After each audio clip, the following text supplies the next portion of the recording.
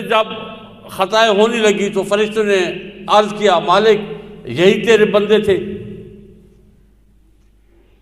جن کو تو نے اپنا نائب بنایا؟ تو اللہ تعالیٰ نے فرمایا کہ فرشتوں تم میں سے دو جو سب سے صالح ہو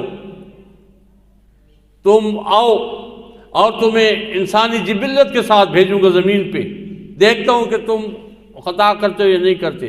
تو فرشتے مان گئے۔ جب احسن الخالقین کے سامنے آئے، مقابلہ کیا، ٹکرائے، اللہ تعالیٰ عز و جل نے ان کو نامراد کر دیا۔ ہاروت اور ماروت کا قرآن میں قصہ ہے۔ جب یہ دونوں آئے نینوا شہر میں تو وہاں پہ حاکم اور قاضی کے دو عہدوں کے ساتھ بھیجا گیا ان کو۔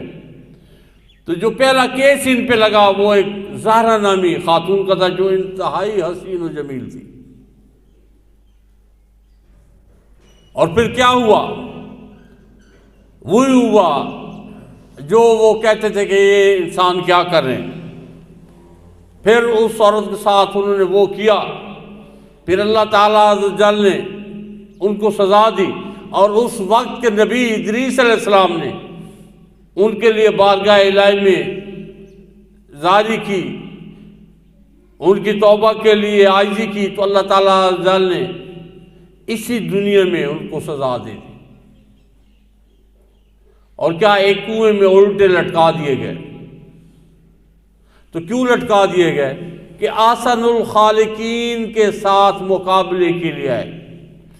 تو آپ دیکھ لیں کہ فرشتوں کو بھی اللہ تعالیٰ نے ناکام اور نامراد کر دیا اس تخلیق کے آگے۔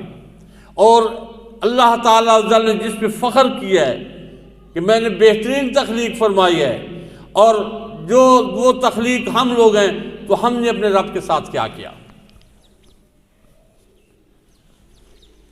اللہ تعالیٰ عز و جل نے تو ہمیں فرشتوں پہ اور تمام مخلوقات پہ برتری دے دی، تو ہم نے کیا کیا؟ رب العالمین نے ہمیں کس لیے بھیجا تھا اس زمین پہ؟ ہمیں تو اللہ تعالیٰ عز و جل نے فقط اپنی بندگی کے لیے بھیجا تھا، اور ہم نے کیا کیا پھر؟ وہ ایک موجودہ دور کا ایک شعر ہے، اسی بات میں اس نے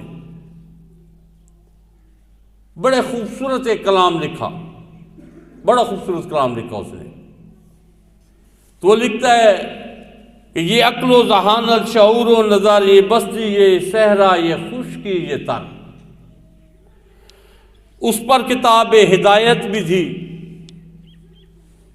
نبی بھی اتارے، شریعت بھی دی، غرض یہ کہ سب کچھ ہے تیرے لیے، بتا کیا کیا تو نے میرے لیے۔